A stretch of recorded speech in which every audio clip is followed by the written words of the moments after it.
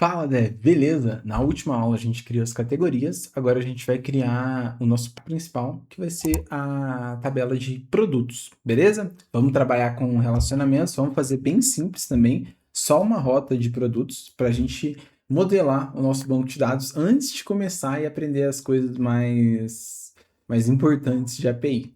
Show? Vamos lá então. De novo, muito simples, é PA make model. Aí o nome da nossa model vai ser product. Lembrando, o nome da model sempre no singular, porque o banco de dados e o próprio Laravel vai cuidar de deixar ele no plural. Na verdade, o próprio Laravel, o banco de dados não tem nada a ver com isso. Beleza, vamos lá então em products e vamos modelar a nossa migration. Vamos primeiro ver o que tem aqui. Um produto sempre vai pertencer a um usuário e sempre vai pertencer a uma categoria. Show. Então vamos fazer esse relacionamento primeiro. Então, para fazer relacionamento aqui, a gente tem diversas formas. Eu, Igor, gosto de fazer com a seguinte forma: for id for, esse aqui. Com esse parâmetro, ó, ele vai esperar que eu passe a model e a coluna se necessário. Só que no nosso caso não vai ser necessário porque a gente já segue o padrão que o Laravel aplica. Então, vamos chamar a model de usuário, class. Vamos dar um simplify aqui para ele importar bonitinho. Show. Aí, eu posso passar no segundo parâmetro o user ID. Só que não faz sentido, porque se eu estou chamando a model de user, ele já entende que minha coluna padrão de relacionamento é user ID. Ele tem esse segundo parâmetro para caso eu tenha mudado o nome da tabela de user, chamar de autor, enfim. Mas, como isso aqui é o padrão, a gente não precisa passar isso aqui. Beleza. Aí, como está fazendo um relacionamento com outra tabela, a gente precisa setar mais alguns campos. Por exemplo, a gente tem que falar que ela é constrained, ou seja, eu estou falando com constrained, que é como se eles tivessem um relacionamento. Então, como se eles tivessem assinado no cartório um relacionamento que a tabela produtos e a tabela usuários tem uma relação, beleza? E aí também eu tenho que definir, se eu deletar o usuário, o que vai acontecer com o meu produto? Eu acho que no nosso sistema a gente pode deletar o produto. Então a gente pode passar para o Cascade on Delete. Perfeito? Show de bola. Então fizemos o nosso User ID. Aí vamos só copiar isso aqui e vamos fazer o seguinte. A nossa category vai ser a mesma coisa. A gente vai ter um relacionamento com a categoria, vai ser um constraint e vai ser cascade on delete, ou seja, se eu deletar uma categoria, vai deletar todos os produtos referentes a ela, perfeito? Vamos ver o que mais que a gente tem. Deixa eu colocar aqui do lado que é mais fácil, né? Deixa eu colocar, na real, deixa eu colocar aqui, e aqui a gente diminui. Provavelmente eu não... Deixa eu ver se tá me vendo. Opa, aqui. Name não tem muito segredo. Table, string name, table. Description é um pouco maior, então vamos colocar um text description. Vamos colocar um price, vai ser do tipo decimal. Por fim, vamos colocar um integer toque. Vamos chamar de quantity, né? Acho que fica mais descritivo pra gente, para nós lusófonos. Outra coisa que eu tô pensando, seria legal ter um UID. Porque, cara, pensa bem. O usuário tá listando lá o produto. Daí ele coloca daí ele quer ver o próximo produto. Só que talvez ele não tenha acesso, ele coloca o produto 2. Não é legal, a gente pode trabalhar com o UID. Vamos chamar de UID então.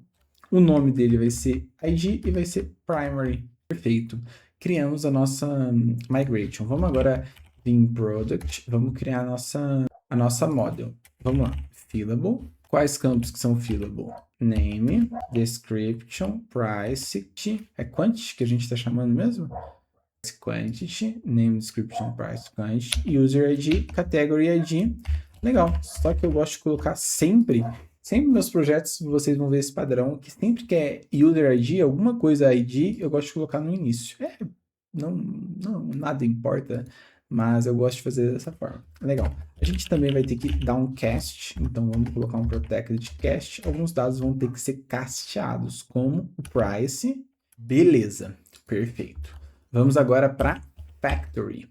Product factory. Perfeito. Na factory, vamos criar os dados aqui. Name, Vamos colocar um this faker name, mas o name ele não vai gerar uma coisa legal.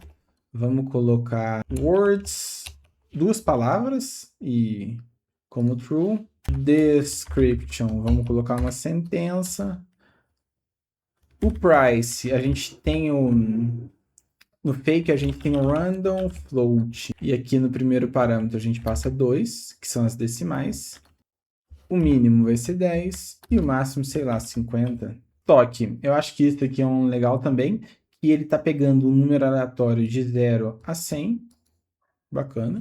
E aí, os nossos relacionamentos. Então, user ID. Quando eu chamar a minha factory de product, eu quero que crie um novo usuário. Vamos dar um user factory. Aqui no category ID. No category ID, eu quero um comportamento diferente. Deixa eu chamar category query in random order first ID. Tá, e o que eu estou fazendo aqui? Eu estou pegando as categorias já existentes numa ordem aleatória e pegando o primeiro ID delas. Porque senão eu ia ter que criar as categorias, ia dar erro. Então vamos seguir dessa forma. Beleza, vamos vir aqui em Product Seeder. Vamos criar o quê? Uns 50 produtos? Product Seeder. Não, desculpa. É Product Factory Count 50 Create. Legal. E aí a gente tem que atualizar no Database Seeder. Vamos chamar aqui o Product Seeder. Vamos lá então. PHP Artisan Fresh Seed. Vamos lá, ele deu um erro, ó. Coluna não encontrada, estoque. Ah, tá, a gente tá chamando errado. Aqui a gente tá chamando de estoque, é quantity. Aqui. Vamos tentar de novo. Ah, claro, ele tá falando que ID não tem um padrão, então a gente tem que criar um ID aqui. Não, desculpa. Aqui ID a gente gera um falso ID. Perfeito.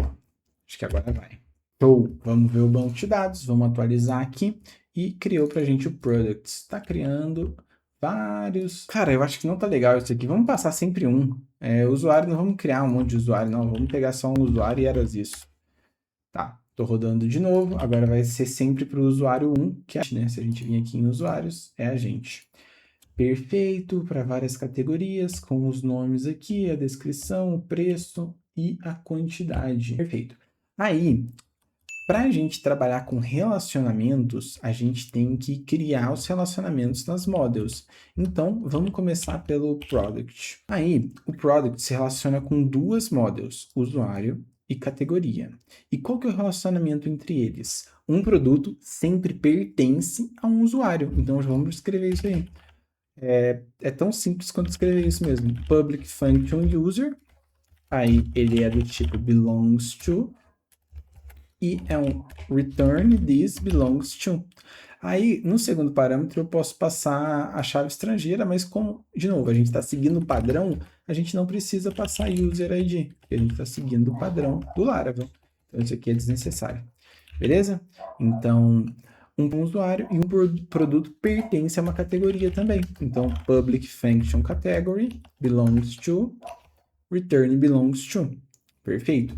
E aí a gente precisa fazer o inverso. A gente precisa ir lá na modo de user falar qual que é o relacionamento com o product. Que no caso, um usuário pode ter muitos produtos.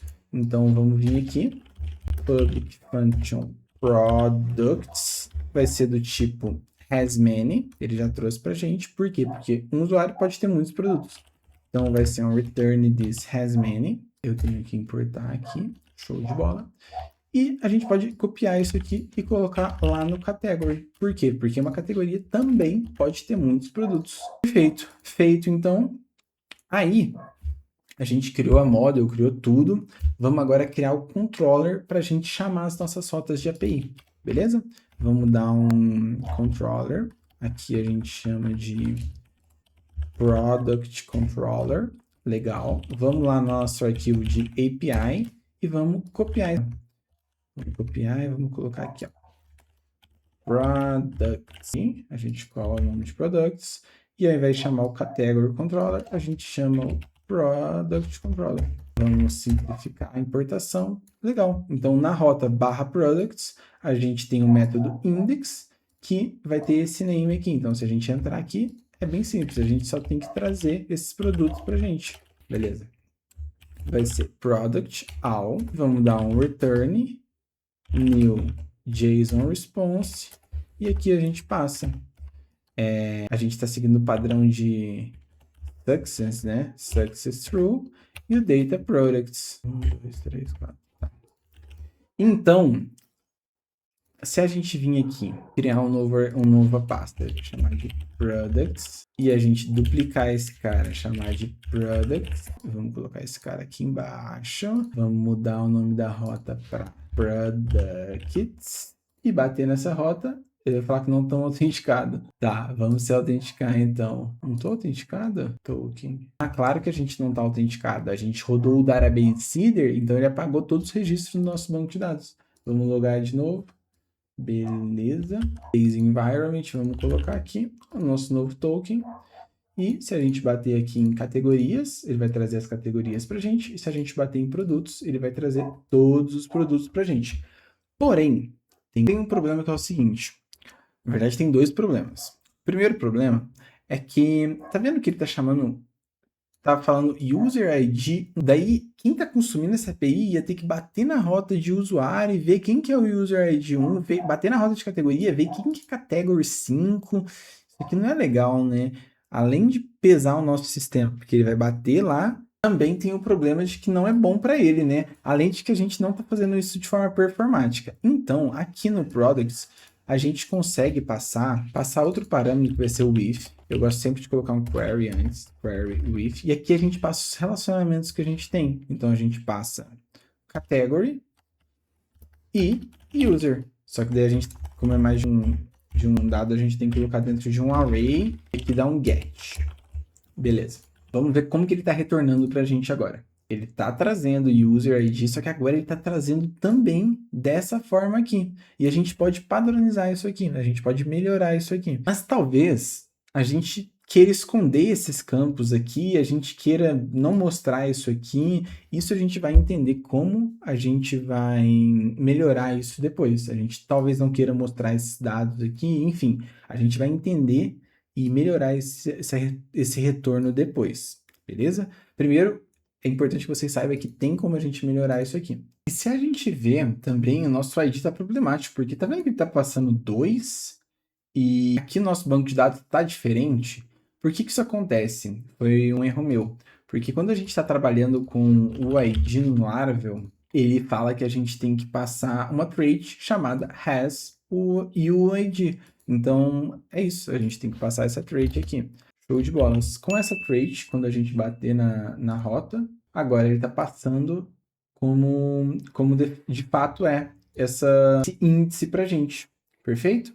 Então, agora tá tudo bonitinho. A gente ainda vai melhorar isso aqui. Não tá do jeito que a gente quer. Então, é isso. Até a próxima, pessoal. Muito obrigado por acompanhar.